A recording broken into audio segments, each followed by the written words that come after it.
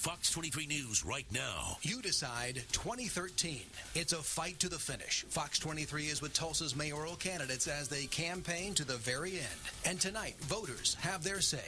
We have live team coverage of the big races and the impact on green country.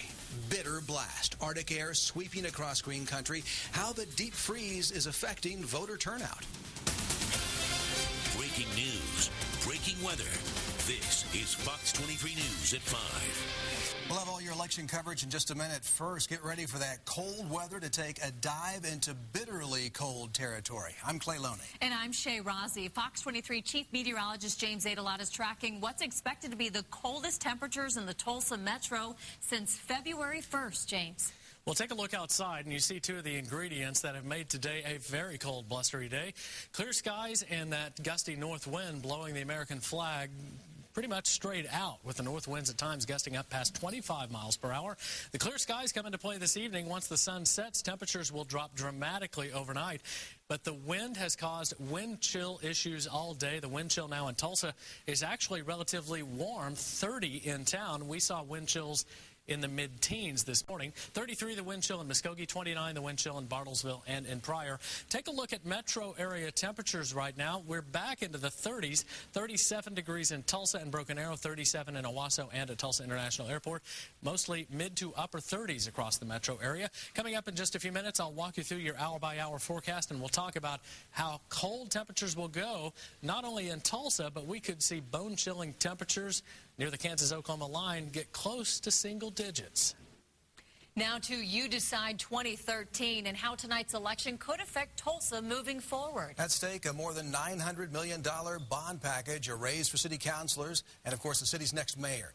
Both of the candidates, Mayor Dewey Bartlett and former Mayor Kathy Taylor, have spent the day urging people to get out and vote. But look how quiet it is. Turnout for today's election lower than expected.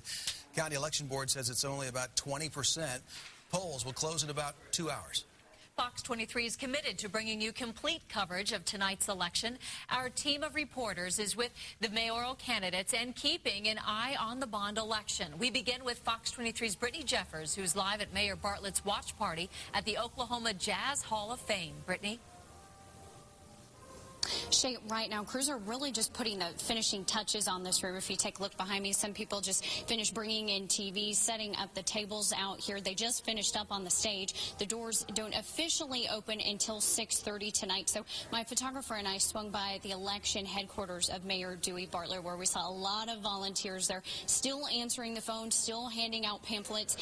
Mayor Dewey Bartlett himself said that this has been a very intense campaign season. He says there's a lot of emotions that are going through his mind in the final few hours. And I am a full-time mayor in addition to being a full-time candidate. So it has really taken a huge amount of time, and that gets difficult. So we're going to be out here throughout the rest of the evening. We'll be bringing you live updates. Again, the doors don't officially open here till about 6:30 this evening. But while my photographer and I were out at the headquarters, we got to speak with Mayor Dewey Bartlett's wife, who tells me that this was really a family effort. And so we're going to be working on getting her perspective on the campaign trail together for you tonight on Fox 23 News at 6 o'clock. But for the time being, we're going to go ahead and check in with Fox 23's Ian Silver. He is live for us in the Brady District at the Rusty Crane. He's at Kathy Taylor's watch party. And Ian, what are they thinking about tonight? What are the expectations at Taylor's camp? Well, Brittany, first I want to show you they do have the podium all set up here at the Kathy Taylor camp. The Kathy Taylor watch party is scheduled to kick off right at 7 o'clock, right when the polls close. They are expecting more than 100 people here tonight. Now, I did talk to Kathy Taylor just in the past hour, and after months and months and months and months of campaigning in what has really been one of Tulsa's longest mayoral elections ever, I asked her really what she's expecting when the numbers start coming in tonight. And while she wouldn't show her hand on what she's expecting from actual results, she did tell me she is certainly proud of the campaign she has run. I am confident that we have done everything that we could, as well as hundreds of volunteers spending thousands of hours sharing a message that has been very well received with Tulsans. Now, even though voter turnout has been low so far, her campaign is really hoping that a lot of people will turn out to vote after work. You know, the polls are open till 7 o'clock. Her campaign tells me that they do think a better turnout will play into Kathy Taylor's favor. So we'll have to see if the numbers pop up and spike a little bit at the end of the voting hours. For now, reporting live in downtown Tulsa, Ian Silver, Fox 23 News. All right, Ian, Tulsa's streets, bridges, public safety, and a lot more are on the line tonight as voters decide if the bond package called Improve Our Tulsa lives or dies. The package is actually two separate items on the ballot totaling more than $900 million in city improvements. Fox 23 Sharon Phillips continues our team coverage from the Holiday Inn downtown. Clay, the $918 million proposal is actually Tulsa's largest ever improvement package, and so far, both mayoral candidates have backed it. Now, joining me now to talk more about this is Barrett Waller. He's the campaign manager. And Mr. Waller, why should people get out and vote for Improve Our Tulsa? Well, what we tried to emphasize over the last 10 months in more than 50 public meetings is that this is about taking care of the city's basic needs. It's about repairing the streets. It's about improving the equipment that the police and fire use. It's about enhancing the quality of life for the library, the zoo, the city, the basic needs that really make Tulsa what it is. And, you know, a lot of people are going to be asking themselves, how are we going to pay for something like this? Right. It's split into two things. It's funded by, part of it is sales tax and part of it is bonds. So over that accounts for the $918 million. All right, sir, thank you so much for your time. We sure appreciate it. And Clay and Shay, once again, the $918 million package is broken down to two proposals, Proposition 2 and Proposition 3.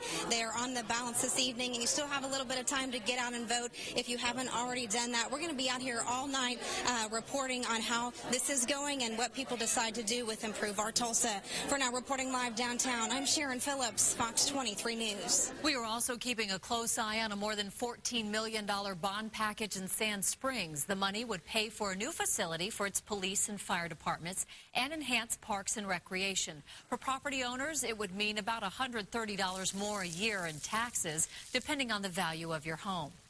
Now keep it right here on Fox 23 for continuing coverage of You Decide 2013. As soon as the polls close at 7 tonight, watch for live updates here on Fox 23. We will also be scrolling results at the bottom of your screen.